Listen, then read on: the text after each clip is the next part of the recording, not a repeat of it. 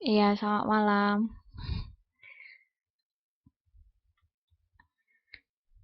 Oke, jadi yang teman-teman yang lain semoga bisa bergabung ya. Tapi kalau misalnya ada gangguan internet atau listrik, ya apa boleh buat ya. Nanti mereka mungkin bisa lihat rekaman kita aja. Oke, Happy Mooncake Festival sama Happy Typhoon lah. Ya semoga nggak terganggu ya semangatnya malam ini walaupun typhoon datang.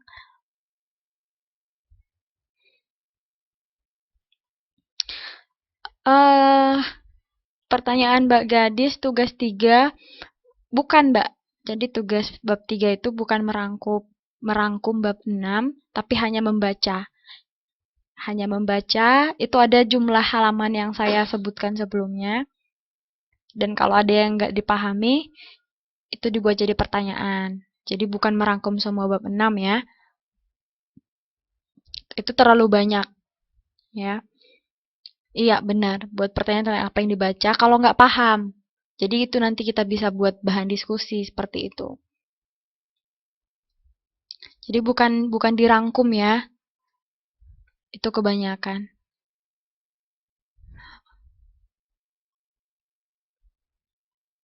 Oke, yang tugas 3 maksudnya ya Mbak Lisa? Oh iya, nggak apa-apa. Kalau cuma dapat satu pertanyaan, nggak masalah, ya, nggak masalah. Dapat dua juga nggak masalah, karena itu nanti hanya untuk bahan diskusi kita.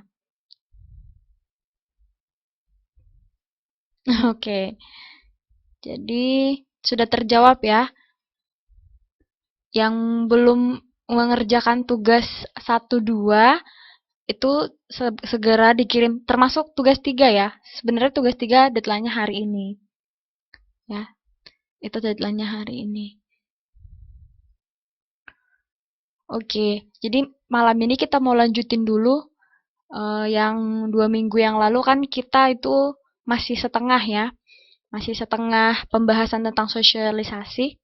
Terus malam ini kita mau habiskan sekaligus ini kita malam ini mau bahas dan mau diskusi tentang eh, hasil wawancara teman-teman. Jadi saya sudah ada buat nanti di slide di whiteboard. Itu nanti ada hasil wawancara teman-teman, terus ada nanti saya ambil beberapa ya, ambil beberapa sampelnya. Oke, yang izin Mbak Nadia, eh, saya seperti biasa minta tolong ya, minta tolong ke Mbak Gadis ya. Jadi yang izin nanti eh, itu lapornya sama Mbak Gadis. Oke. Oke ya, jadi ready ya buat malam ini ya. Walaupun typhoon di luar, semoga kita baik-baik aja semua ya. Tetap semangat walaupun hujannya deras. Oke, selamat malam. Silakan bergabung.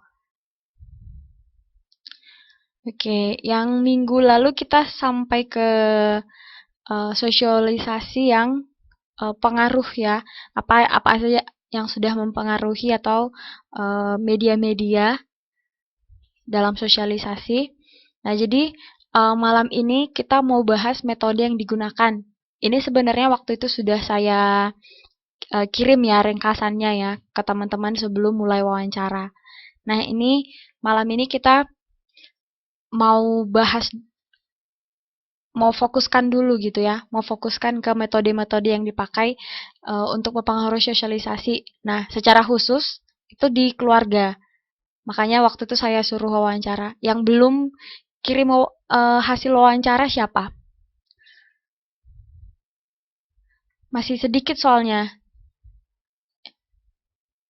Yang belum kirim hasil wawancara masih banyak ya. Nah, ini dia Mbak. Hmm, ada 3 orang di sini. Satu, dua, tiga. Ya, Mbak Nuri sudah. Mas Nauja juga saya nggak ada lihat tugasnya. Belum ada PR-nya dikirim. Mas Najwa masih ada?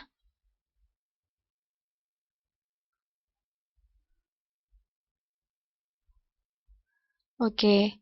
Jadi yang sudah kirim, oke. Saya apresiasi ya. saya hargai, uh, saya apa namanya, berterima kasih untuk responnya. Yang belum, saya tetap tunggu karena jangan sampai nilai tugas teman-teman itu kosong. Nanti rugi, karena akan saya bagi rata nanti. Nah, jadi tetap dikerjakan dan dikirim secepatnya. Jadi yang sudah ngirim itu kemungkinan besar malam ini akan ada di whiteboard ya hasil-hasilnya walaupun nggak semua ya. Ada juga yang sudah kirim tapi saya tidak buat di whiteboard karena sudah terlalu banyak ya, sudah terlalu banyak. Saya caplok satu-satu aja nanti contohnya gitu. Kok nggak ada suaranya? Ada ya? Ada. Oke, silahkan Mas. Coba dicek ya.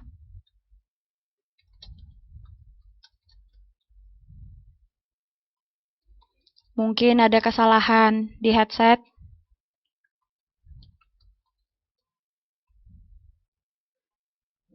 Oke. Oke, ya bisa jadi. Oke, silakan Mbak Mila. Sip ya. Jadi semua kita fokus ke whiteboard dulu sekarang. Ya, yuk kita perhatikan whiteboardnya kita. Itu metode yang digunakan untuk pengaruh sosialisasi. Dan kita akan bahas metodenya. Ini yang metode A itu ganjaran dan hukuman. Jadi ini sudah paham ya kemarin pas waktu teman-teman wawancara, itu pasti sedikit banyaknya sudah paham itu metode ganjaran dan hukuman. Kalau misalnya ganjaran, misalnya si anak ya, misalnya si anak ada prestasinya atau dia baik, ya kan? Terus dihargai dengan memberi hadiah atau memberi pujian atau hal-hal lain ya yang bersifat material juga bisa, misalnya uang, misalnya sepeda seperti itu atau yang lain. Kemudian hukuman berarti kalau dia melakukan sesuatu yang tidak baik atau tidak terpuji itu dihukum. Ya, hukumannya bisa juga fisik, secara fisik bisa juga dinasehati ya, misalnya dari kata-kata. Uh, banyak banyak sebenarnya jenis-jenisnya. Terus kalau pemberian contoh, ini metode ini terjadi secara apa ya? Secara terus-menerus dan itu biasanya membutuhkan waktu, misalnya dari anak ya.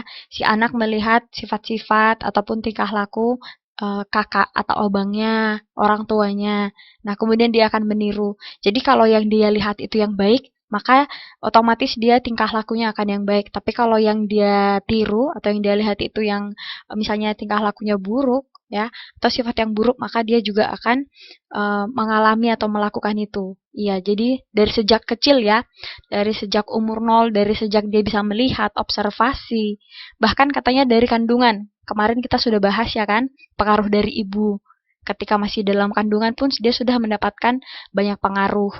Ya kemarin kita sudah bahas itu. Harapannya teman-teman masih ingat. Nah, jadi wawancara dari teman-teman itu sudah saya bahas, sudah saya baca maksudnya. Sudah saya baca, ada yang 5 orang, ada yang 4 orang ya.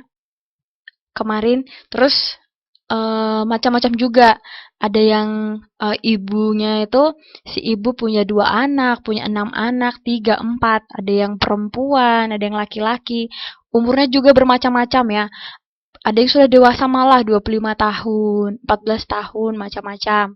Nah, ada juga yang orang Indonesia, orang Taiwan. Jadi itu menarik menurut saya, ya, sangat variatif. Jadi saya apresiasi untuk teman-teman yang sudah melakukan wawancara dan yang sudah mengirimkannya. Terima kasih banyak. Oke, jadi misalnya ada satu saya kutip malam ini kira-kira contoh dari satu metode gitu ya. Jadi nggak semua. Oke, oke suaranya putus-putus ya. Oke, mungkin sinyal ya. Uh, itu ada nanti saya buat contoh dari misalnya satu metode. Ya, jadi nanti ada saya perlihatkan, tapi nggak semua ya, karena terlalu banyak. Ini ini sebenarnya bukan foto dari teman-teman ya. Ini contoh ya, yang ada di whiteboard ini. Ini contoh kira-kira seperti inilah gitu. kalau teman-teman melakukan wawancara. Nah, jadi pertanyaan saya, kemarin teman-teman melakukan wawancaranya metodenya seperti apa? Gimana teman-teman kemarin mengumpulkan data, menghubungi orangnya dengan bertatap muka kah, melalui chat kah, atau telepon kah, seperti apa? Ayo, gimana? Gimana teman-teman kemarin melakukan wawancara untuk tugas 2? Saya mau tahu kira-kira metodenya seperti apa caranya. Oh, ada lewat inbox, BBM. Oke, terus yang lain? Lewat telepon, lewat chatting. Ada yang langsung bertatap muka kah? Ada lewat line ya. Ada nggak yang langsung bertatap muka dengan si interviewinya, orang yang diwawancarainya? Oh, yang orang tawan bertatap muka langsung. Bagus. Oke, Mbak Ratna langsung tatap muka ya. Tatap muka Mbak Gadis juga, Mbak Denis juga. Oke. Uh, durasinya masih ingat nggak kira-kira berapa lama?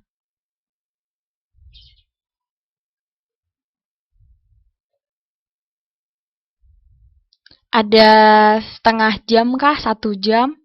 Sehari, astaga. Luar biasa, total ya. 30 menit. Oke. Nah, jadi teman-teman melakukan wawancara itu apa ya? Ada sesuatu yang baru nggak? Atau bagaimana perasaan teman-teman? Kira-kira menarik nggak ketika kita menggali informasi dari orang lain? Menarik ya? Ada yang bilang menarik.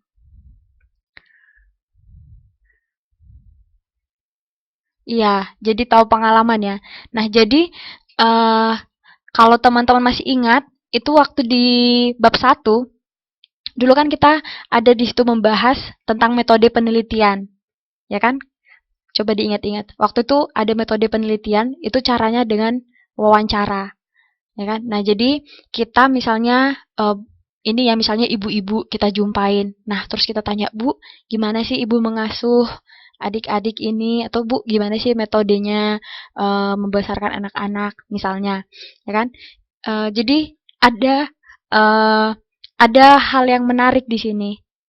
Jadi kita belum tahu informasi yang mungkin menarik ya, misalnya kalau misalnya tentang bagaimana membesarkan anak, banyak sebenarnya topik lain yang menarik. Jadi itu kan kita belum tahu sebenarnya seperti apa. Tapi ketika kita jumpai orangnya, kita tanya, kita gali, dan kita kumpulkan informasi, jadi banyak hal yang baru yang kita dapat gitu dia. Nah, jadi kalau di dalam penelitian kayak misalnya ini, kalau misalnya teman-teman tertarik sebenarnya, teman-teman bisa bikin penelitian, ya kan? Bikin penelitian, misalnya topiknya tentang parenting, ya kan? Bagaimana mengasuh anak, metode mengasuh anak di suku Sunda misalnya atau Jawa. Nah, itulah caranya teman-teman wawancara, ya, dikumpulkan terus kemudian, oh ternyata banyakan dengan cara ini. Kemudian dibuat kesimpulannya. Nah, sebenarnya melakukan research atau penelitian itu seperti itu. Nah, tapi kebetulan yang kita lakukan ini dia wawancara ya. Jadi lebih ke kualitatif. Kalau teman-teman masih ingat, kalau kuantitatif yang hitung-hitungan kan, yang metode penelitian yang di bab 1 yang kita kemarin sudah bahas. Nah, jadi ini yang teman-teman sudah lakukan ini bagian atau contoh dari oke, suaranya kurang jelas. Uh, yang sudah teman-teman lakukan ini, ya, wawancara ini adalah salah satu bentuk dari penelitian, kan? Penelitian secara kualitatif, itu dia. Nah, jadi kita akan lihat contohnya. Ini hasil dari interview Mbak Nuryani ya. Bisa lihat di whiteboard ya, teman-teman. Nah, ini contoh, ini masih contoh apa ya? Kira-kira secara kasar, ya kan? Secara kasar, artinya tidak ada di sini pertanyaan ataupun jawaban secara langsung, ya. Hanya sekedar apa namanya rangkuman, ya, rangkuman dari wawancara. Ya, bisa dibaca semua teman-teman, bisa dilihat di whiteboardnya ya. Nah, misalnya ini ada pertanyaannya dari Mbak Nuryani. Metode apa yang ibu pakai ketika mendidik anak-anak? Nah, jadi si ibu ini kebetulan di sini ya, dia pakai ketiga-tiganya. Pakai metode ganjaran dan hukuman, terus ada juga metode pemberian contoh. Terus alasannya juga ada, katanya kalau memberi ganjaran, jadi si anak punya semangat dalam bertingkah laku yang sopan. Terus kalau misalnya dikasih hukuman, anak jadi mengerti bahwa tindakan yang dilakukan itu salah. Kalau metode pemberian contoh, nah jadi apa namanya? Oh, ini tidak ada alasannya ya, tapi contohnya aja. Misalnya bertemu orang yang dikenal memberi sapaan ni hao. Nah, jadi eh, si ibu tidak ada melakukan pemukulan ya. Nah, jadi nanti kita lihat ada beberapa ibu nanti yang memukul. Ya, jadi hukumannya di sini itu berdiri di pojokan selama 1 jam katanya. Nah, jadi walaupun dihukum tidak ada kotak fisik ya, artinya tidak ada terjadi pemukulan atau apa. Nah, jadi uh, ini ada saya baca kemarin. Ini dari Mbak Reni ya. Jadi punya Mbak Reni ini menarik menurut saya karena dia secara lengkap. Mbak Reni ada hadir. Jadi Mbak Reni ini oke. Misalnya ini isi wawancaranya ya. Gitu dia. Jadi kelihatan cara Mbak Reni menginterview itu gimana. Misalnya uh, ini dia ya, Mbak Reninya. Misalnya kan dalam mendidik anak-anak ada banyak metode. Nah, kalau Mbak sendiri, nah misalnya boleh tahu kenapa Mbak? Jadi ketika teman-teman pun nanti ya mungkin suatu saat bikin penelitian atau tertarik meneliti, kalau mau wawancara, buatlah sedetail mungkin. Jadi apa yang teman-teman dapatkan itu semua ditulis gitu ya. Kadangkala malah direkam gitu ya. Jadi kita turun ke lapangan itu bawa video, bawa kamera, terus bawa recorder gitu. Ya, jadi ketika sudah ditulis begini kita jadi lebih apa namanya lebih dapat ya. Mungkin ketika kita bertanya langsung kita kehilangan banyak waktu ya untuk mengingat atau seperti apa. Nah, ketika kita baca lagi banyak banyak yang baru, banyak banyak yang bisa kita dapatkan lagi. Nah, jadi ini saya apresiasi sekali. Ini semua lengkap ya. Jadi filenya ini lengkap sekali.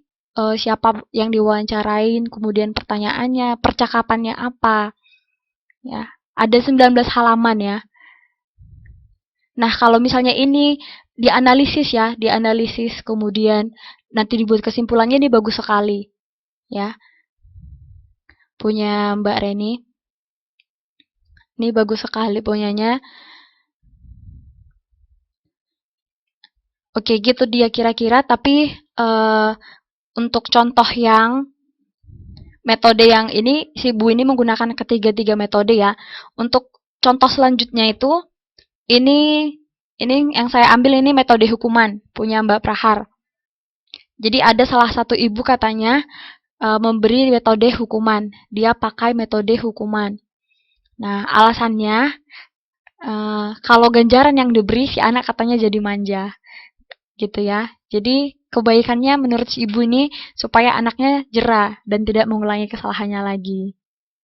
Terus caranya memarahi, membentak, atau dengan menjewer telinga si anak. Atau tidak memberikan uang jajan kepada si anak. Gitu dia. Ini kira-kira metode hukumannya. Oke, jadi saya mau nanya teman-teman semua. Menurut teman-teman metode hukuman yang mana yang lebih apa ya menurut teman-teman lebih tepat? Tadi di depan yang sebelumnya itu ada metode hukuman ya, tapi disuruh berdiri di pojokan, artinya tidak ada kontak secara fisik, tidak terluka si anaknya misalnya. Nah, atau memarahi, membentak dan menjewer misalnya atau memukul. Yang mana yang lebih tepat menurut teman-teman? Ini bebas ya, terserah masing-masing ya, sudut pandang masing-masing. Nggak mesti yang setuju dengan yang si ya yang kedua ya, punya Mbak Prahar. Gimana kira-kira? Ada yang mau beri pendapat?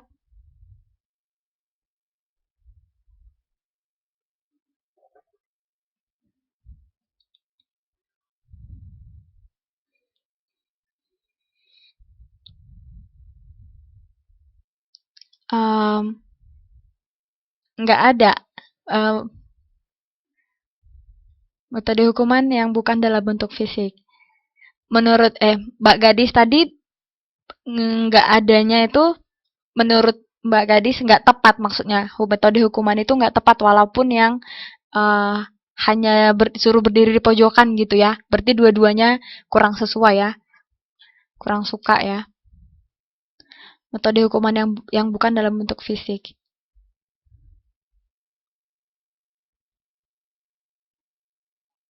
Oh, sebenarnya usianya ada.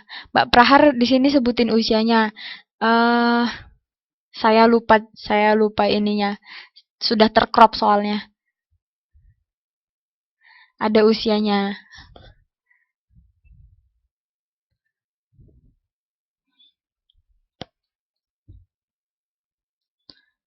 Kalau Mbak Prahar sendiri, Mbak Praharnya masih ada?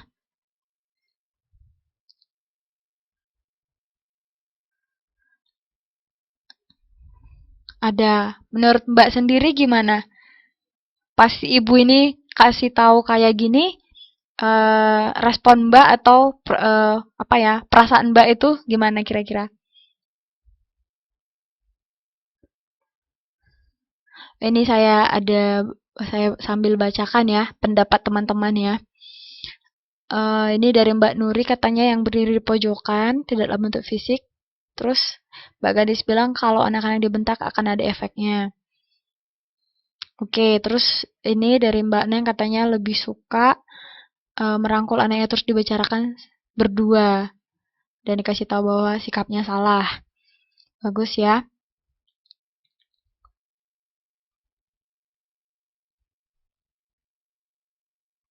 Iya, ada baik ada buruknya. Oke. Ada baik ada buruknya. Kemudian,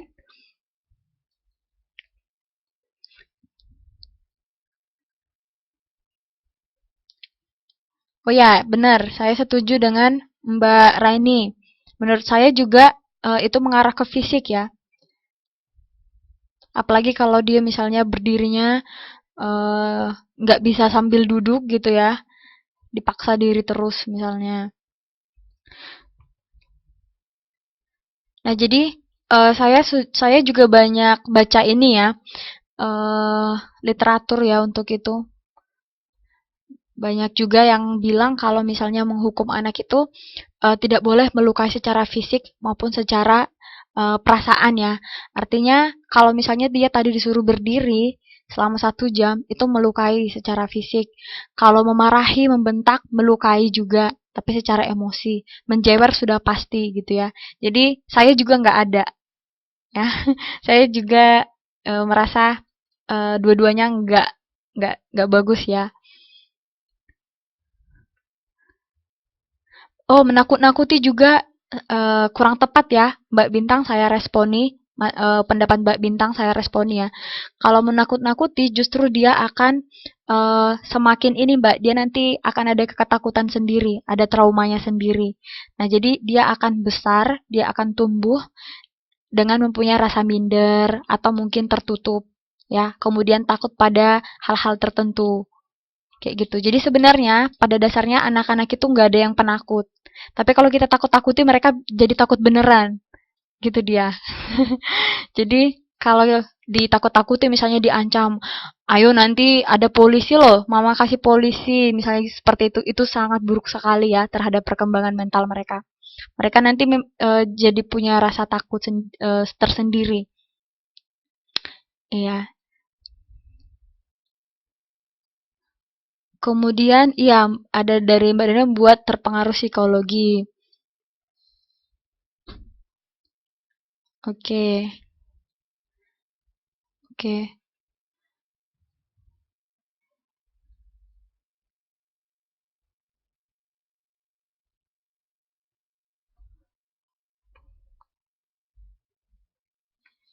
Iya, jadi itu dia kira-kira ya. tentang metode hukuman ya. Jadi mungkin ada baiknya memang, tapi pilihlah metode hukuman yang menurut kita itu tidak melukai si anak secara mental atau emosi dan tidak melukai juga secara fisik. Kalau ditanya boleh nggak? Menurut saya boleh, tapi itu tadi syaratnya. Itu menurut saya syaratnya, apalagi waktu kita di sekolah dulu ya. Waktu kita di sekolah kan sering dihukum guru ya supaya disiplin. Nah, jadi ada beberapa hukuman yang menurut saya itu oke. Misalnya saya ingat dulu waktu SD, saya itu nggak bawa PR, terus dikasih hukuman sama guru menulis menulis di buku saya tidak akan eh, saya tidak akan lupa mengerjakan PR. Jadi itu ditulis di buku sampai banyak itu tidak akan melukai saya ya. Secara emosi juga enggak, fisik juga ya ya menulis lah biasalah gitu kan. Nah, jadi itu bukunya mesti dibawa besoknya. Atau misalnya dulu saya ingat juga lupa ngerjain PR lagi. Jadi itu hukumannya PR-nya ditambahin lagi. Jadi misalnya PR-nya tadinya 1 sampai 10, kemudian si guru nambahin jadi sampai nomor 20. Misalnya seperti itu. Nah, jadi supaya disiplin ya. Jadi kalau dibilang metode hukuman nggak bagus, ada bagusnya juga. Ya, tapi saya rasa kita harus perhatikan. Jangan sampai melukai si anak tadi ya, dari segi mental atau emosi dan fisiknya. Oke, ini ya dapat hukuman karena nggak bawa topi. Hukumannya gimana? Disuruh nulis 1 halaman. Iya.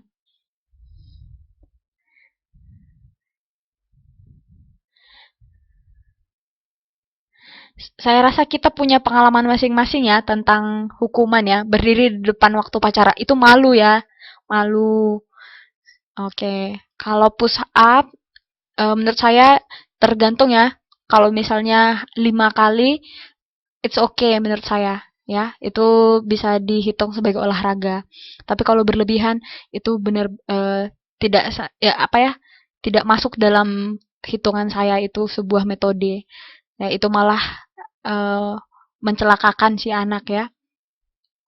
Iya, jadi kita sudah banyak pengalaman sebenarnya tentang metode hukuman. Nah, jadi kenapa saya fokus dan kenapa saya mau teman-teman mengambil ini sebagai topik untuk wawancaranya karena kita kan ke depan ya, atau mungkin teman-teman juga sudah ada yang berkeluarga, punya anak. Jadi kita punya pemahaman, terus kita punya ilmu eh, yang bisa kita terapkan ya dalam kehidupan sehari-hari khususnya tentang parenting ya, tentang tentang membesarkan anak, tentang mendidik anak-anak seperti itu.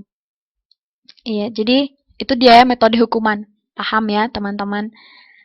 Ada juga yang lain banyak juga apa namanya?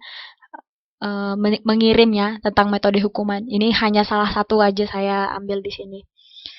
Terus yang metode pemberian contoh, ya kan? Ini punya Mbak Titi. Ini dia. Jadi ini katanya si orang tuanya itu anaknya usianya masih 3 tahun, ya.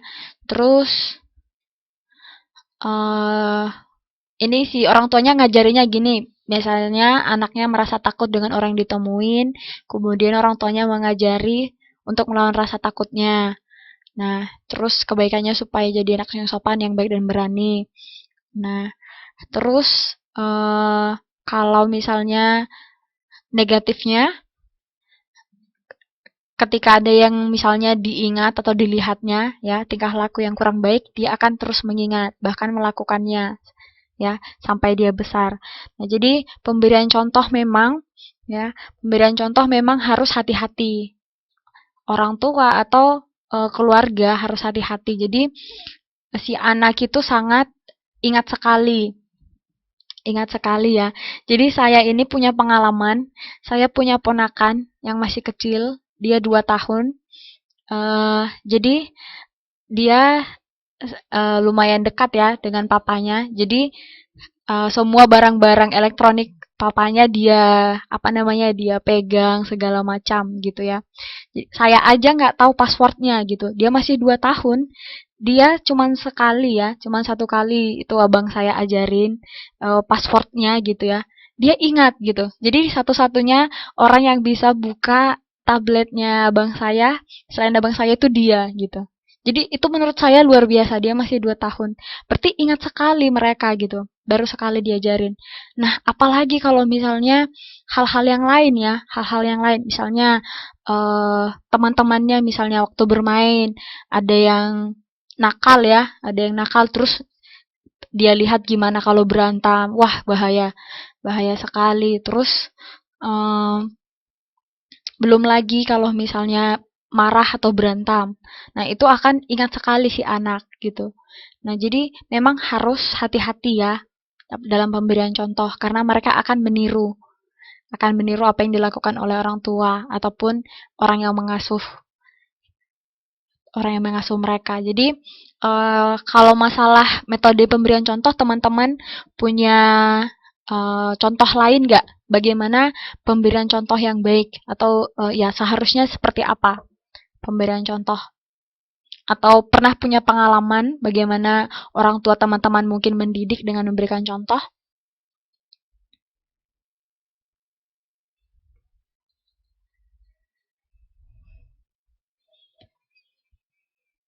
Ayo silahkan ada yang punya pendapat.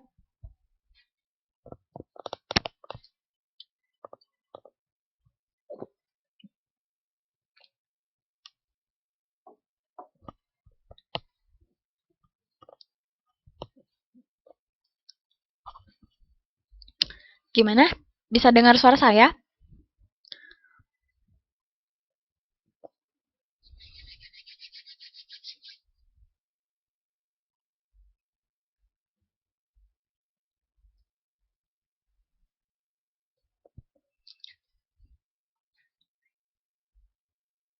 Pengalaman diberi contoh ya. Ini kita lihat sama-sama. Ya, lihat sama-sama dari Mbak Gadis. Untuk terus tersenyum walaupun sama orang yang dibenci. Oke, bagus. Ini dari Mbak Reni. Uh, ini pendapatnya, ini ada metode pemberian contoh itu harus seimbang antara si pemberi contoh dan yang diberi contoh. Seimbang maksudnya kira-kira gimana Mbak? Ini umurnya kah yang seimbang atau seperti apa kira-kira?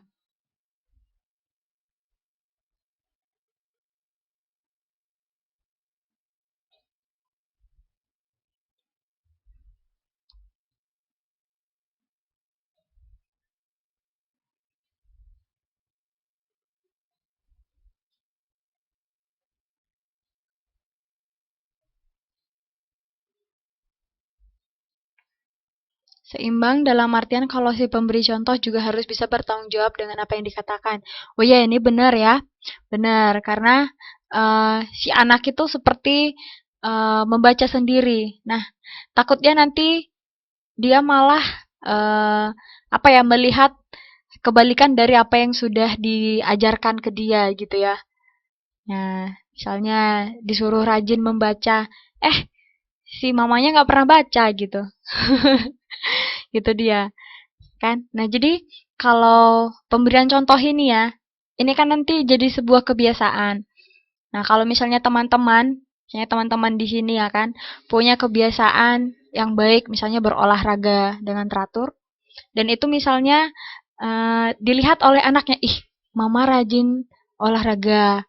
Nah, dia juga melihat, malah jadi gaya hidup gitu ya. Jadi sesuatu yang positif ya, sesuatu yang bagus. Nah, jadi sehat gitu. Nah, ini kalau mamanya rajin nonton TV, si anak juga kemungkinan besar gitu ya. Nah, misalnya membaca kan. Nah, itu kan kebiasaan yang baik ya. Jadi itu jadi kebiasaan yang karena dilihat si anak, dia akan juga melakukannya ya, kemungkinan besar ya.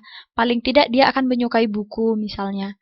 Nah, jadi itu eh, pemberian contoh yang menurut saya itu sangat baik ya, sangat baik. Nah, kalau misalnya ini dari Mbak Raini, si pemberi contohnya nggak konsekuen dengan omongannya malah jadi bumerang. Iya benar, benar. Jadi banyak sekali ya banyak. Nah ini dari Mbak Prahar juga ketika orang tua memberi metode contoh ke anaknya harus sesuai.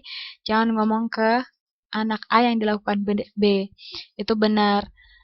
Makanya ketika si anak biasanya melihat apa yang diajarkan orang tuanya itu berbeda itu biasanya mereka berontak. Ah, ayah juga begini, ah, ibu juga begini, gitu kan. Karena mereka diajarkan A, eh si orang tuanya misalnya tidak melakukan yang A itu gitu dia. Jadi mereka cenderung merasa itu yang diajarkan ke dia itu apa ya, sesuatu yang palsu gitu. Nah, jadi eh, kasihlah contoh yang positif, kasihlah contoh atau kebiasaan yang baik. Terus hindari hindari menunjukkan kekerasan, ya, kekerasan ataupun sesuatu yang kurang baik di hadapan si anak. Nah, karena itu sangat-sangat berpengaruh kepada mereka. Nah, pemberian contoh aman ya. Ada lagi yang mau ini pemberi pendapat. Ini ada dari Mbak Raini. Si orang tua juga harus siap dengan anak yang kritis. Iya, benar.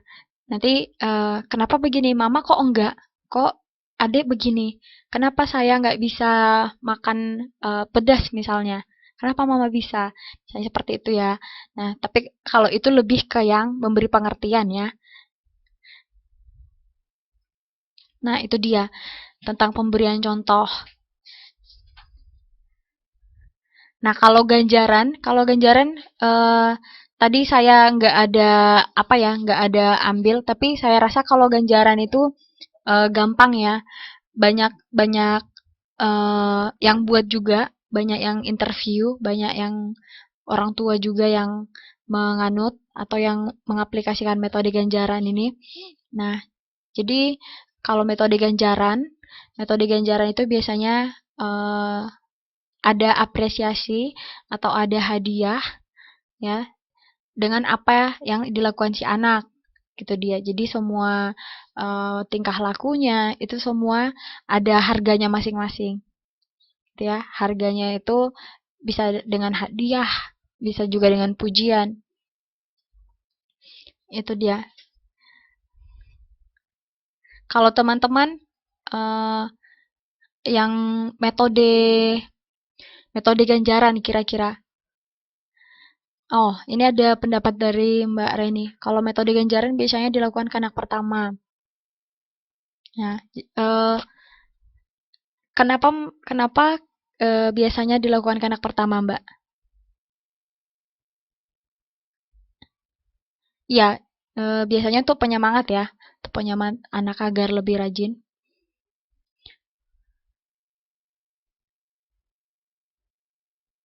Kalau misalnya saya kembalikan pertanyaannya ke teman-teman, coba berpikir kritis ya, berpikir kritis. Kalau misalnya teman-teman eh, diberikan ganjaran, coba diingat-ingat, apakah memang itu membuat teman-teman menjadi semangat belajar, menjadi lebih rajin misalnya atau menjadi lebih baik?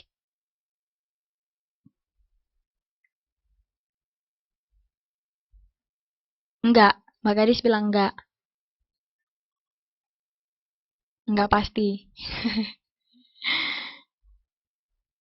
Oh, Mas Najwa bilangnya,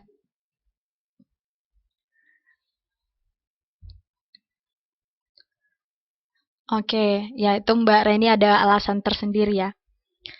Eh, oke, jadi ada tadi yang bilang enggak, ada yang bilang iya.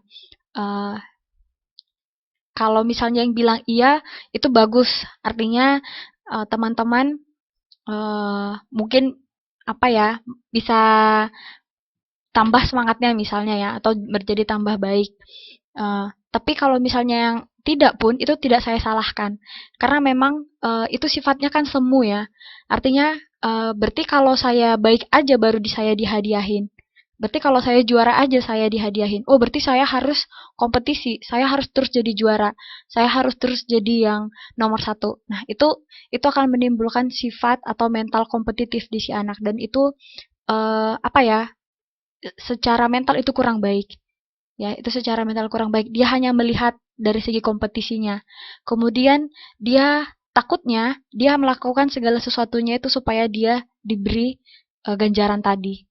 Jadi bukan karena kesadaran dia sendiri. Artinya dia melakukan itu ya supaya diberi hadiah, ya supaya dipuji. Bukan lagi karena misalnya sadar, wah kalau aku rajin sekolah kan aku bisa jadi pintar. Misalnya, oh aku ntar mau bangun gedung, aku nanti mau buat pesawat misalnya. Jadi si anak itu sempit ya. Artinya uh, jadi kita buat mereka sempit berpikirnya hanya untuk sebuah hadiah, hanya untuk sebuah ganjaran, ya. Jadi kita kritisi semua ya. Semua metode yang kita bahas ini kita kritisi satu-satu supaya teman-teman bisa lihat baik dan buruknya. Oke, uh, ini dari misalnya dari Mbak Gadis ya. Kalau dikasih ganjaran saya merasa tersaingi, gitu. Oke.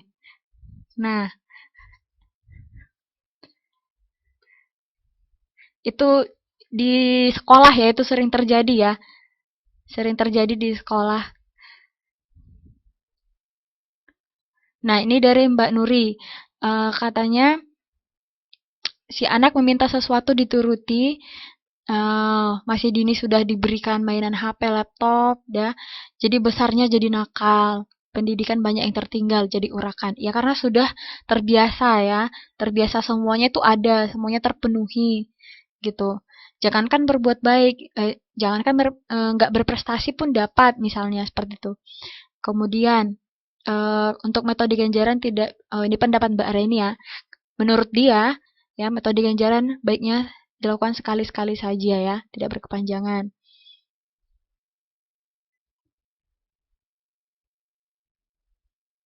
Oke, ini dari Mbak Airin. Orang tua harus memberi nasihat ya, dan manfaatnya ya. Benar-benar, eh, saya setuju. Nah, jadi makanya teman-teman juga kalau misalnya bilang, jadi Kak, pemberian contoh itu metode pemberian contoh udah selesai ya. Kalau misalnya pemberian ganjaran, memberi hadiah itu nggak baik. Saya juga nggak bilang itu nggak baik ya. Tapi kita kritisi seperti tadi ya. Semuanya satu-satu kita kritisi. Berarti kalau pemberian hadiah, pemberian ganjaran, berarti kita harus tahu ya. Misalnya sampai umur berapa dia perlakukan seperti itu. Kayak misalnya tadi memberi hadiah itu mungkin dia sampai SD aja, atau hanya sampai kelas berapa, atau hanya momen-momen tertentu. Karena itu memang bisa motivasi. Tapi kalau bisa jangan berkelanjutan. Ya, mulailah kita memberi pengertian. Ya, lebih baik memberi ganjaran yang misalnya eh, oh kalau kamu begini kan nanti ini bermanfaat buatmu. Nanti eh, misalnya kamu bisa jadi orang yang berguna bagi orang lain. Nah, coba kasih pengertian seperti itu. Jadi kalau dia bilang pemberian ganjaran nggak bagus, bukan juga, ada juga ya. Makanya tadi ada yang merasa dia ada efek positif dari pemberian ganjaran. Oke. Ya, efeknya bisa jadi manja ya, bisa jadi manja atau seperti tadi yang saya bilang jadi kompetitif anaknya. Jadi sedikit-sedikit menganggap orang lain saingan, pengen pengen berlawan aja gitu dalam segala hal gitu ya. Itu bahaya sekali ya. Oke. Itu dia diskusi kita ya. Menarik ya, semuanya aktif. Teman-teman bagus sekali ya. Oke, Eko semua nggak ngaruh sama typhoonnya. Nah, kalau yang ini misalnya dari Mbak Lasmini, ini memperkaya aja ya. Saya tampilkan di sini memperkaya contoh-contohnya aja. Kita sudah bahas satu-satu. Katanya ada, ini saya kumpulin semua hasilnya. Ada yang ngasih hukuman. Ini yang diwawancarai sama Mbak Lasmini, ada yang ngasih hukuman dilarang masuk rumah. Wah, sampai anaknya jerah. Nah, takutnya si anaknya pergi ke rumah temannya yang bandal gitu ya. Nggak pulang-pulang gitu. Itu bahaya sekali. Terus ada yang cukup mengajarkan agar si buah hati tidak melakukan kesalahan yang sama. Ya, ada yang diwawancarai ya, seperti itu dia. Kemudian ada cukup memberi pengertian kepada si anak dan nasihat tanpa harus marah-marah, ya. Nah, kalau misalnya marah-marah di depan umum itu apa ya? Itu juga kurang baik menurut saya. Artinya kalau misalnya dia mempunyai kesalahan, ya, kalau si anak ada kesalahannya, itu menasihatinya tuh jangan di depan umum. Karena dia akan merasa malu, ya, malu, malah mungkin trauma gitu dia. Nah, jadi itu juga mungkin bisa teman-teman apa ya, perhatikan. Oke, iya. Jadi eh ini dia tambahannya ya dari Mbak Lasmini. Ada juga dari ini Mbak Eva. Nah, ini ada si ibu itu katanya dengan tegas memukul si anak. Kalau dia benar-benar bersalah, kemudian menasihati dengan suara keras. Wah, nah ini dia. Dengan memukul ya malah gitu ya.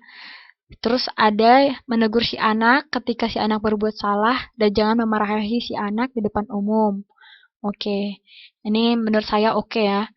Eh, ada juga yang dengan suara keras dan memukul si anak. Jikalau dia berbuat salah dan tidak sopan kepada yang lebih tua, gitu. Nah, macam-macam ya ternyata. Nah, jadi menarik sekali. Jadi kalau kita kumpulkan semua itu ya, teman-teman ada sekitar berapa orang ya? Kalau kita kumpulkan semua gitu ya, hasil wawancaranya, wah ternyata beginilah cara orang tua mendidik anak. Misalnya metode yang paling banyak digunakan adalah ini, metode yang paling efektif ya, dalam arti yang paling positif adalah ini misalnya. Nah, itu teman-teman udah bisa bikin penelitian ini. Kita udah bisa bikin penelitian ini, datanya udah terkumpul semua kan. Menarik, menarik sebenarnya. Nah, itu dia. Jadi, ada yang mau kasih komentar dengan tugas kita, dengan tugas 2 ya, wawancara. Ada yang uh, memberi kesimpulan juga bisa, atau kira-kira uh, apa ya, kesannya terhadap tugas 2 ini seperti apa, boleh. Atau mau buat kesimpulan juga boleh.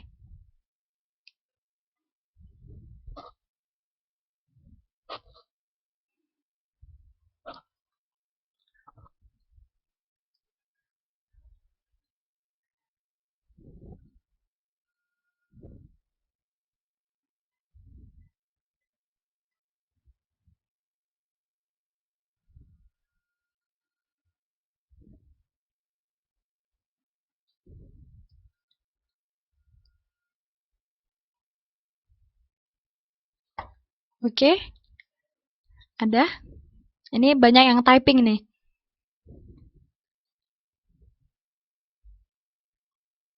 Oke, Mbak Gadis katanya kesannya dia mendapat pengalaman dari orang lain ya.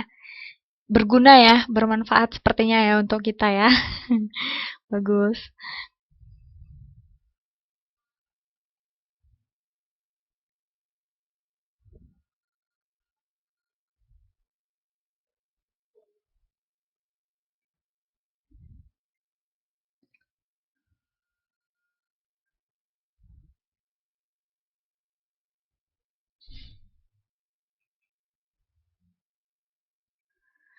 Oke, ini dari Mbak Ratna, ternyata nggak mudah mendidik anak.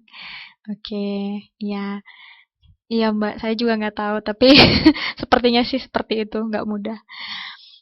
Nah, oke, jadi bisa membedakan bagaimana sebaiknya mendidik anak.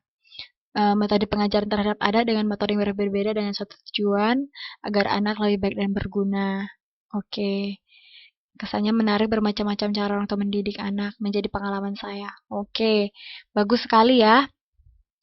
Bagus teman-teman.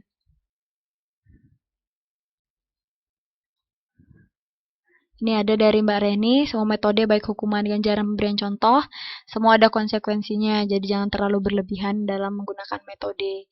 Iya, benar, benar. Wah, saya senang ini. Berarti sukses besar kita ya. Sukses besar untuk tugas duanya ya. Tujuannya tercapai. Tujuan pemberian tugas dua ini sangat tercapai dengan baik, 100% tercapai. ya. Tapi saya tetap mau dorong ya, mau semangati teman-teman yang belum melakukan wawancara ya. Coba eh, sediakan waktu untuk wawancara, kemudian buat reportnya, tulis, terus dipikir-pikir, oh ternyata begini. Saya rasa tuh apa ya, bermanfaat. Apalagi kalau teman-teman bisa sambil merenungkan ya hasil wawancaranya.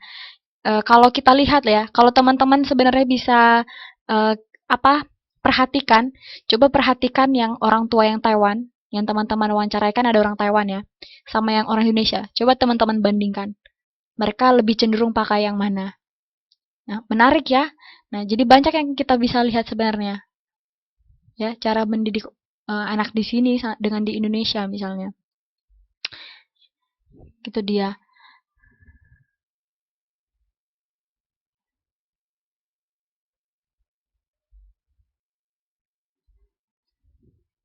Ya, dapat pengalaman juga ya, dapat pengalaman jadi bisa kita terapkan nanti. Eh, oke, dari Mbak Airin ada juga.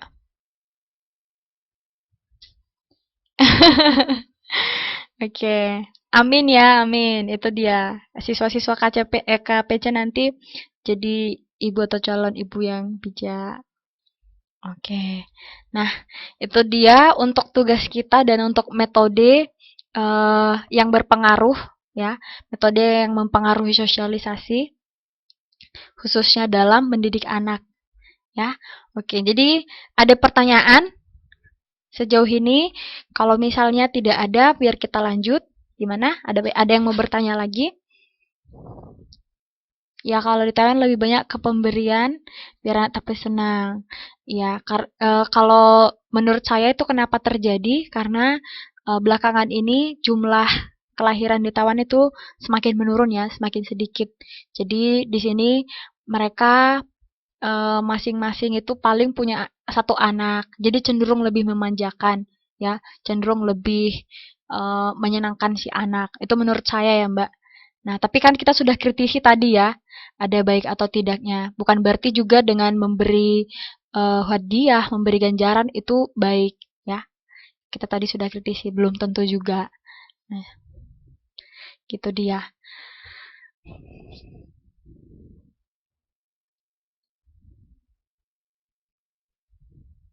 Oke, kita mau lanjut ya, biar biar kita habiskan ya untuk sosialisasi ya, untuk bab ini supaya kita bisa lanjut nanti ke bab berikutnya tentang proses belajar sosial, masih tentang sosialisasi ya.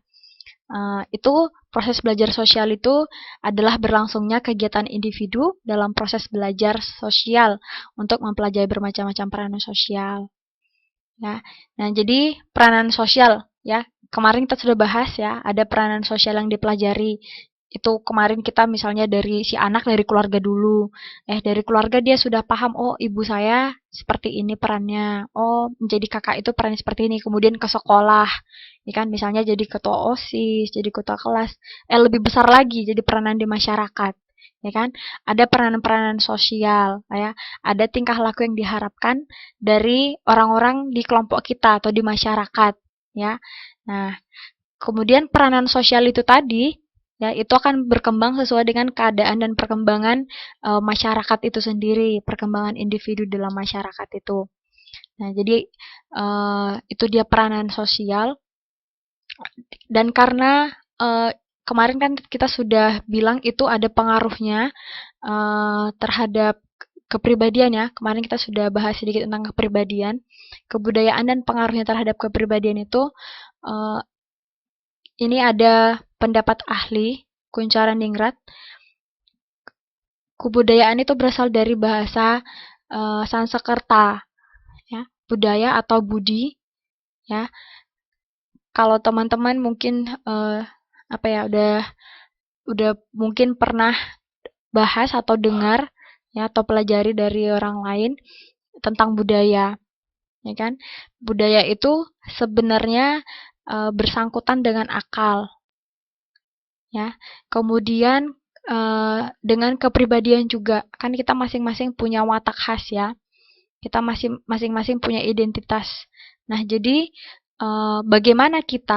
bagaimana orangnya kita, sifat-sifat kita, karakter kita itu dipengaruhi oleh kebudayaan, ya, oleh kebudayaan kita, oleh hal-hal yang bersangkutan dengan akal tadi, ya, di mana kita tinggal, di mana kelompok kita, di mana masyarakat tempat kita bertempat tinggal, ya, itu ada banyak pengaruh ya terhadap pembentukan kepribadian kita. Kita jadi orang yang gimana, itu ada pengaruh dari lingkungan kita, dari kebudayaan kita.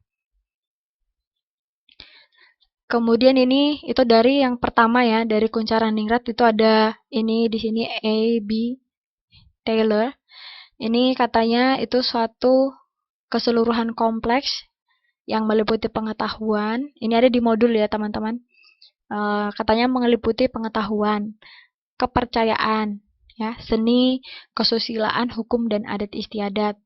Terus ada juga kesanggupan dan kebiasaan yang dipelajari oleh manusia sebagai anggota masyarakat. Jadi nggak hanya satu elemen ya, nggak hanya satu unsur yang ada dalam kebudayaan itu. Pengetahuan ada. Kalau pengetahuan banyak di masing-masing budaya kita kan kita punya pengetahuan masing-masing ya. Misalnya di budaya kami itu kalau misalnya si anak sakit ada ramu-ramuan tradisional itu pengetahuan itu. Kalau misalnya ada acara-acara ya itu misalnya yang punya hajatan ya, yang punya pesta misalnya itu bagaimana menyambut tamunya, yang pihak laki-laki di mana, ini segala macam. Ada pengetahuannya ya, udah campur juga di situ adat istiadatnya. Tentang makanan, obat-obatan misalnya, ada pengetahuan, kepercayaan ada. Jadi termasuk kepada kebudayaan juga ya. Itu tuh tidak terlepas dari kebudayaan, kepercayaan jenis apapun itu. Kemudian seni juga mau seni lukis, seni tari, seni suara, semua yang kita berhubungan dengan seni itu masuk ke budaya. Kesusilaan, ya. Hukum juga masuk ya. Karena zaman dahulu kan sebelum hukum yang modern yang sekarang ada, itu sudah ada hukum ya pada saat itu sesuai dengan suku masing-masing. Itu masuk juga kepada kebudayaan, terus adat istiadat. Ya, itu kira-kira yang menurut si Abby Taylor ini. Ini menurut si Kluckhohn dan Kelly, katanya semua rancangan hidup yang tercipta secara historis ya, historis sejarah. Baik yang eksplisit maupun implisit ya. Rasional, irasional ya, artinya secara sederhana segala sesuatu yang tercipta dari seorang manusia untuk pedoman hidup manusia itu sendiri ya, ketika bertingkah laku, ketika berperilaku itu masuk ke kebudayaan. Itu definisinya menurut si Kluckhohn.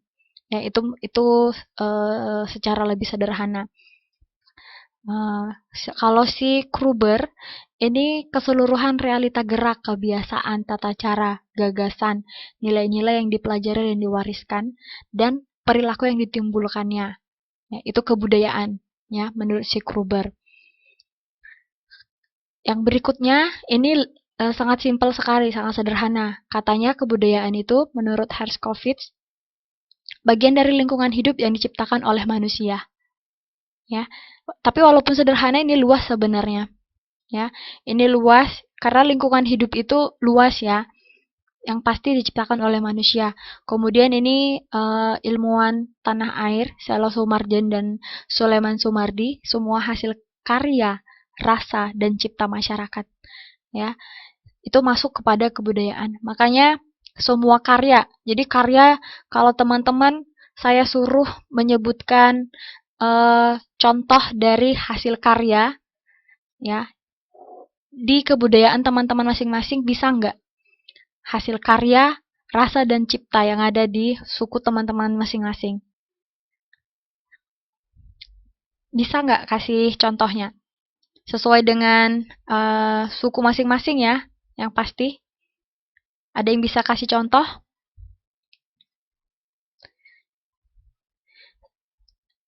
Satu jenis aja boleh, misalnya nama. Oke, betul. Bagus, Jaipongan. Makanya terkenal ya Jaipong ya. Baru hasil karya, rasa, dan cipta. Bagus, Reok Panogoro. Benda juga bisa ya, bener, kuda lumping. Benda, seni, apapun itu, yang penting hasil karya, ada karyanya atau ada rasanya, dan kemudian itu diciptakan. Ya, wayang keris, wayang kulit.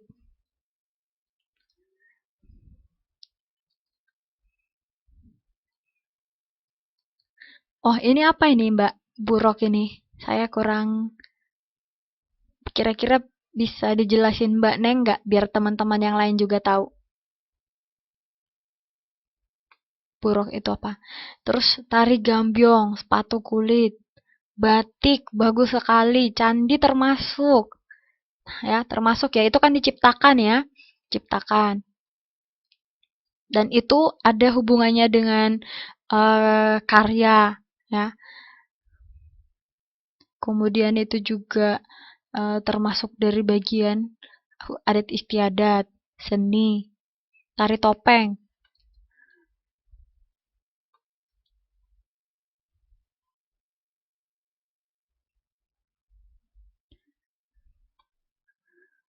Tari tortor, ya. Candi ada ya di sana ya. Oke, jadi Mbak Neng nggak bisa jelasin katanya dicari di Mbak Google aja. Iya, dari Sumatera Utara ya, dari suku Batak.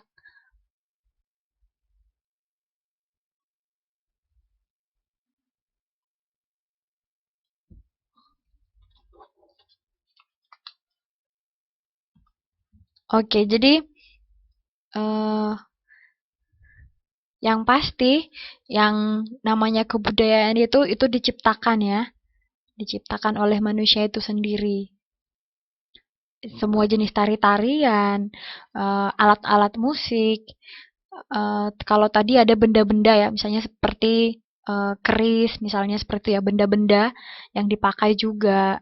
Kemudian nggak hanya benda ya, kebiasaan juga ya kebiasaan semua jenis-jenis pesta, semua jenis-jenis kebiasaan-kebiasaan itu masuk pada kebudayaan.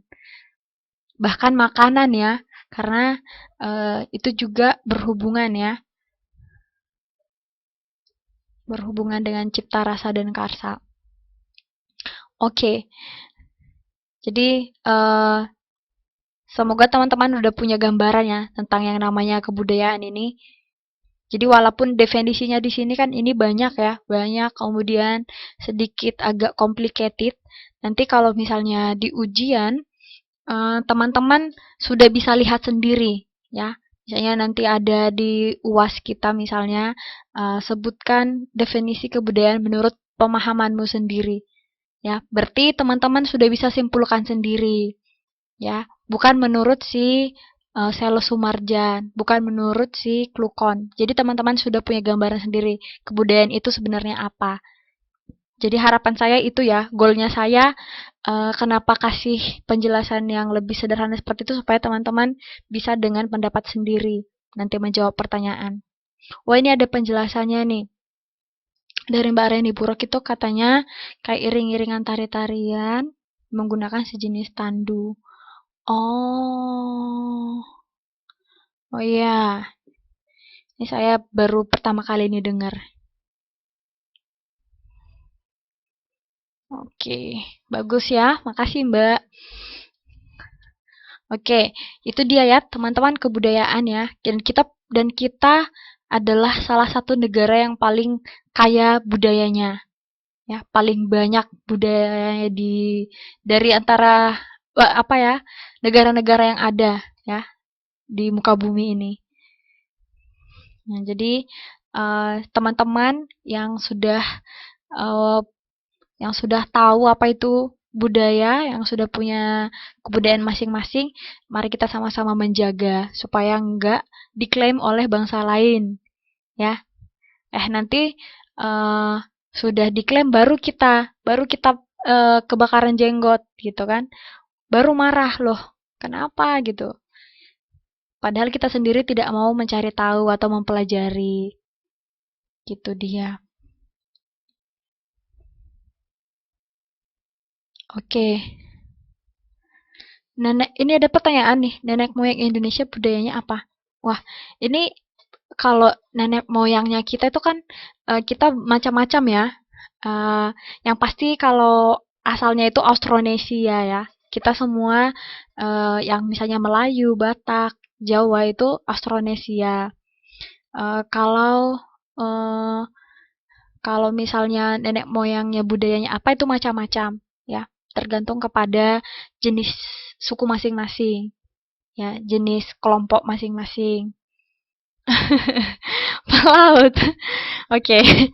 Nah, jadi itu menarik juga ya teman-teman, tentang kalau mau mau lihat ya, mau cari tahu sebenarnya nenek moyang kita itu berasal dari mana. Tapi kalau yang setahu saya, yang sudah saya buka ya, saya kemarin di Wikipedia juga baca, itu sebenarnya nenek moyang kita tuh berasal dari ini, dari Taiwan dan Cina Selatan. Jadi rumpun Austronesia itu asalnya dari sini, dari Taiwan. Jadi itu hijrah ke Filipina, kemudian ke Indonesia, ke Malaysia, dan negara. Makanya itu nanti kalau teman-teman penasaran boleh lihat di Google. Itu lengkap sekali. Mereka berangkat dari mana, terus singgah ke negara mana. Iya, gitu dia. Jadi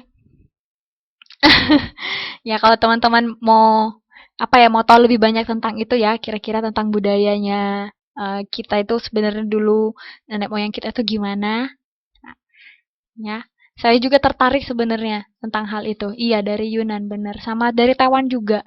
Itu makanya bahasa bahasa suku asli di sini itu kan ada yang mirip dengan kita ya. Coba dengarlah beberapa suku di sini itu misalnya menghitung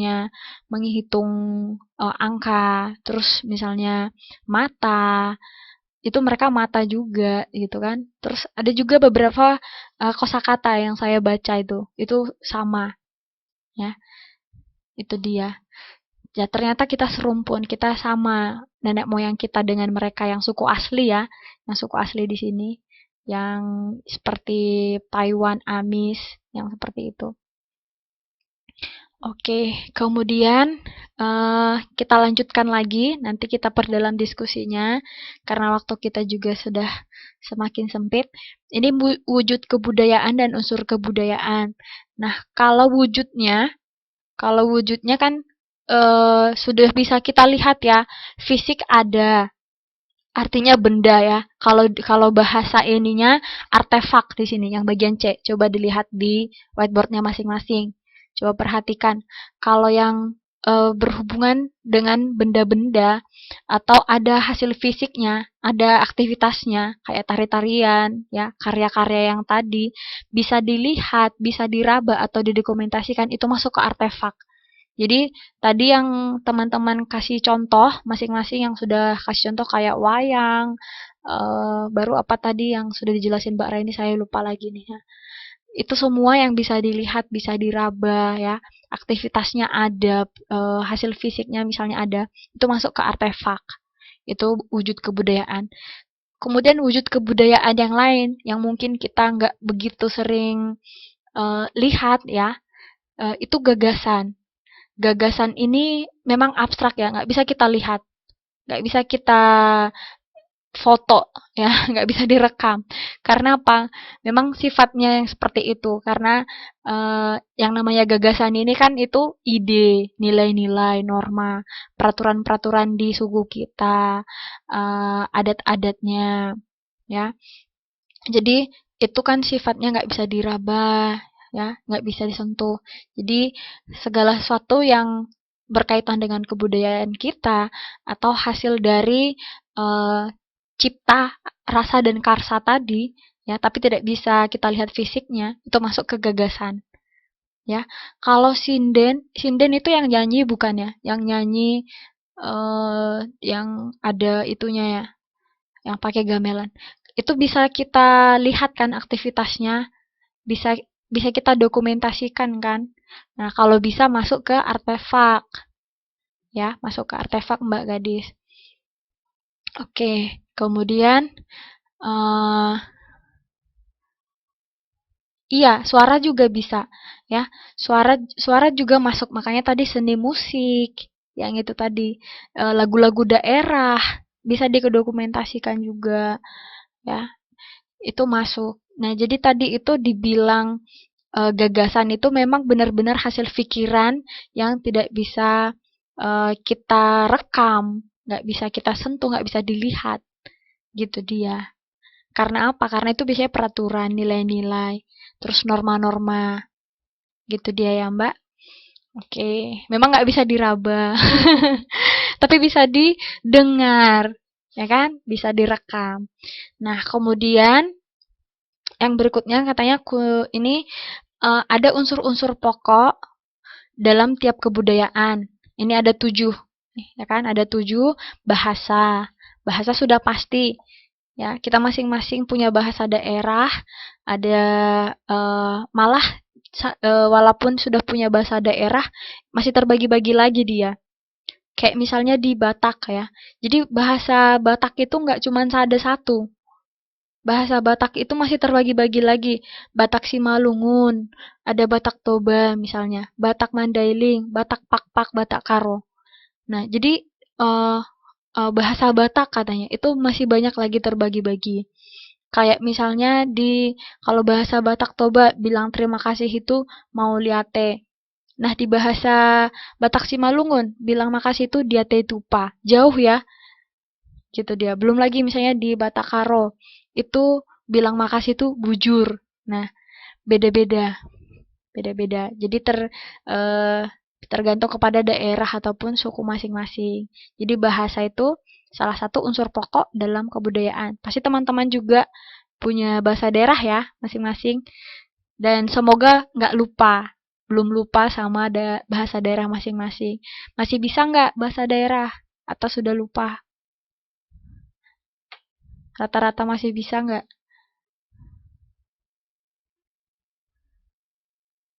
Masih bagus. Yang masih bisa terus di apa ya? Dijaga, artinya dipakai gitu. Dipakai terus diajarin ya, diajarin sama adik-adik misalnya. Karena kalau misalnya kita berhenti memakai bahasa itu akan semakin cepat punah. Ya, karena tidak pernah didengar lagi, tidak pernah dipakai lagi. Itu nanti semakin cepat punah dan jadi tidak ada lagi yang bisa berkomunikasi dengan bahasa itu. Terus ada sistem pengetahuan yang seperti tadi kita sudah bahas ya. Bahasa Jawa ya, bahasa Jawa. Nah, terus organisasi sosial. Ya, organisasi sosial, ada sistem peralatan hidup dan teknologi. Nah, kalau sistem peralatan hidup dan teknologi ini dari yang paling sederhana ya, dari zaman dahulu, yang terdahulu sekali sampai yang sekarang. Ya, itu masih ada melekat pada tiap-tiap suku. Dan itu adalah merupakan unsur kebudayaan. Ya, jadi uh, menarik ya unsur-unsur kebudayaan ini. Uh, Nanti kalau ada kesempatan lagi mungkin kita bisa apa ya? Mungkin kita bisa buat kegiatan di KPC menampilkan uh, apa ya unsur-unsur budaya masing-masing suku ya. Bisa bahasa, bisa tari, seni, peralatan, kesenian banyak ya. Nanti semoga ada waktu. Jadi kita bisa perform gitu ya. Di kelas lain masih ada ini enggak? Masih ada kegiatan untuk menampilkan apa ya? Kayak misalnya semester lalu ya, itu ada yang paduan suara, belum ada. Wah, maunya itu untuk ujian akhir seperti itu ya. Jadi untuk ujian akhirnya gitu ya, masing-masing presentasi kebudayaan masing-masing daerah, kemudian dipraktekkan ya, diajarin supaya teman-teman yang lain tahu. Ya nantilah ya, mungkin untuk saat ini belum bisa ya tercapai. Iya, ya saya juga pengen bikin sesuatu sebenarnya. Oke, nah jadi diingat ya, diingat unsur-unsur pokok yang ada dalam kebudayaan ya. Ada 7, teman-teman. Siapa tahu ini nanti keluar di ini, di UAS kita. Ya, siapa tahu nanti keluar di UAS supaya ingat. Kan kalau ujian buka buku melulu kan nggak enak ya. Nah, enaknya itu hafal sendiri, jadinya ilmunya itu nempel gitu. Ada bahasa tadi ya, bahasa saya ulangi dari awal, unsur-unsurnya bahasa, sistem pengetahuan, organisasi sosial, peralatan, peralatan hidup dan teknologi, sistem mata pencaharian hidup, sistem religi, dan kesenian. Ya,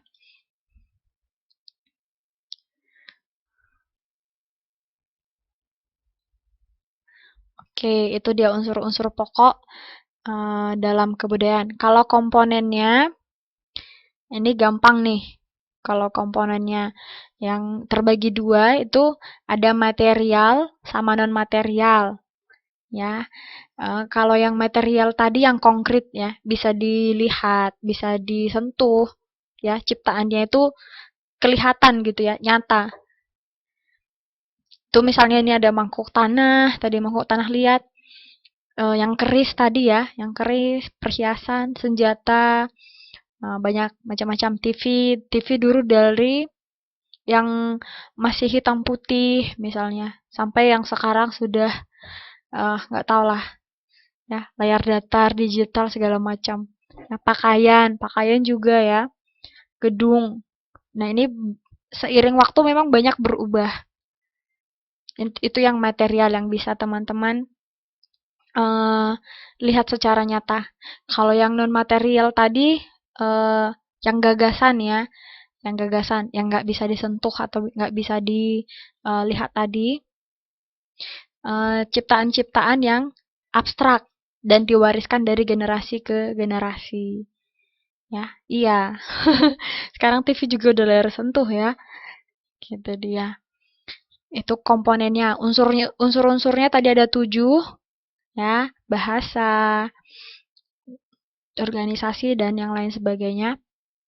Kemudian komponennya ada 2 ya, material yang bisa kita lihat ya, yang barangnya, yang bendanya tuh nyata. Kemudian ada yang non material. Terus uh, bisa jadi, bisa jadi. Terus ini yang terakhir, slide kita yang terakhir ya, kebudayaan dan pengaruhnya terhadap kepribadian ya. Uh, kita baca sama-sama aja ya. Kebudayaan merupakan karakter suatu masyarakat dan bukan karakter individual. Nah, tadi kan saya bilang memang kebudayaan itu mempengaruhi kita secara individu ya, mempengaruhi bagaimana kepribadian kita. Tapi kebudayaan itu tadi karakter suatu masyarakat. Ya, bukan bukan artinya aku punya karakter berarti itu kebudayaan, bukan. Tapi karakter kita kelompok dalam suatu masyarakat itu tuh baru bisa disebut kebudayaan. Nah, jadi itu seperti timbal balik sebenarnya. Timbal balik kebudayaan membentuk kita, ya kan? Kita juga secara keseluruhan, secara kebersamaan bisa membentuk budaya, ya kan? Nah, itu jadi seperti timbal balik. Kemudian, poin yang kedua, kita baca sama-sama lagi. Dalam proses belajar yang disebut sosialisasi itu, kepribadian individu pasti juga mempunyai pengaruh terhadap perkembangan kebudayaan itu secara keseluruhan. Ya, baru kita bahas ya. Nah, jadi masing-masing kita pun punya pengaruh juga terhadap perkembangan kebudayaan tadi. Timbal balik dia. Jadi kalau bisa saya bikin di sini panahnya ya, saya nggak buat sebenarnya di sini ilustrasinya. Kalau saya buat sebelah kiri misalnya kebudayaan, sebelah kanan itu kepribadian, itu ada di tengah-tengahnya ya, eee, gambar panah timbal balik, kira-kira seperti itu dia prosesnya. Kebudayaan itu mempengaruhi karakter individu, tapi karakter individu pun mempunyai pengaruh terhadap perkembangan kebudayaan itu. Oke, baru poin yang terakhir kita baca lagi sama-sama. Suatu kebudayaan sering memancarkan suatu watak khas tertentu yang tampak dari luar. Watak inilah yang terlihat oleh orang asing. Watak khas itu sering tampak pada gaya tingkah laku masyarakatnya, kegemaran-kegemaran mereka, dan berbagai benda budaya hasil mereka. Nah, misalnya nih, ini kan masih lagi hangat-hangatnya ya, lagi in-innya, belum belum selesai. Mooncake Festival ya. Uh, ada juga yang bilang Mid Autumn Festival. Mid Autumn Festival. Nah, kan kita lihat ya kebudayaan mereka ini. Wah, mereka kok gemar banget ini barbekyuan kalau lagi Moon Festival. Terus kalau misalnya Dragon Boat Festival itu makan congce itu ya, yang ada isinya itu terus dilempar. Terus kita lihat juga hasil budaya mereka. Wah, ada barongsai, ada misalnya tari-tarian. Nah, itu watak khas. Dan yang bisa melihat itu sebenarnya kita, ya, orang asing yang datang ke Taiwan. Mereka budayanya seperti ini ya, khas ya. Jadi siapapun yang datang ke sini bakal tahu, wah itu mah budayanya, kebiasaannya orang Taiwan misalnya. Nah, makanya terlihat ya, terpancar katanya.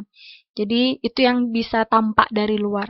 Jadi orang-orang pun yang berkunjung ke negara kita misalnya itu watak khas kita itu ada sebagai orang Indonesia. Nah, itulah yang dilihat orang.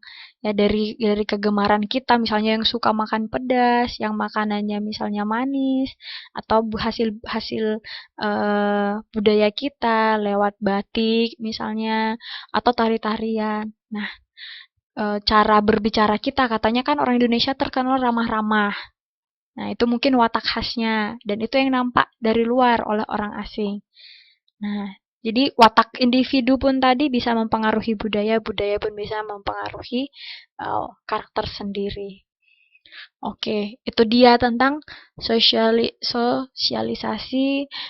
media-medianya, terus metode-metode yang mempengaruhinya, kemudian hubungannya dengan kebudayaan dan pengaruhnya terhadap kepribadian. Itu dia untuk satu bab ini. Jadi kita sudah habiskan semuanya. Dan kalau teman-teman ada pertanyaan, kita masih punya waktu. Oh, sudah habis waktu sebenarnya, tapi nggak apa-apa kalau masih ada waktu. Saya bisa kasih 2 menit. Ya, kalau ada pertanyaan. Kita sudah habis uh, untuk bab ini ya. Jadi minggu depan kita sudah masuk pembahasan baru.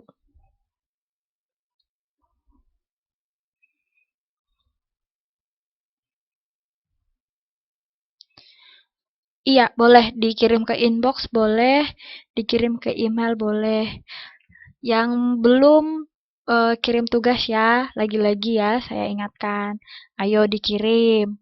Toh cepat atau lambat itu harus dikirim. Ya kalau nggak dikirim nanti sayang. Ya, nilainya nanti langsung langsung ngedrop.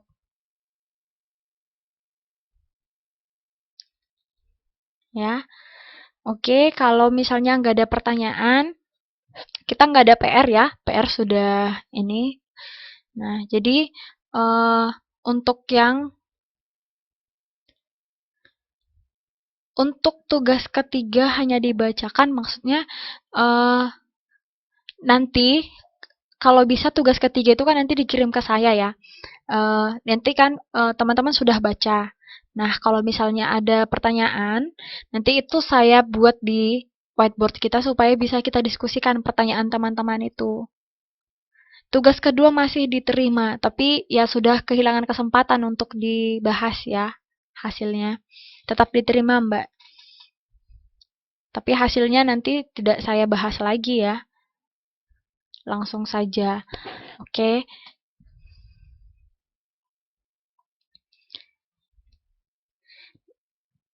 Iya, yang lain ya, teman-temannya diingatkan juga, apalagi yang misalnya nggak pernah ikut hadir kelas Wizik ya, karena kehadiran kan kemarin kita sudah sepakat ada persennya ke situ. Nah, jadi yang hadir malam ini nanti eh, ada tadi yang izin ya Mbak Nadia, sisanya silahkan melapor ke Mbak Gadis ya, seperti biasa. Silahkan melapor. Eh, kita 14 atau 15 orang totalnya malam ini. Ada yang tadi offline, online ya, kadang-kadang off, kadang on. Jadi itu semua kalau misalnya ada lagi nanti yang mau ditanyakan boleh. Tapi kalau misalnya nggak ada lagi, kita akan akhiri kelas kita malam ini. Jadi pertemuan kita sampai di sini. Kita akan ketemu lagi minggu depan dengan bab baru ya, dengan topik baru. Itu nanti topiknya tentang terjadinya perilaku menyimpang.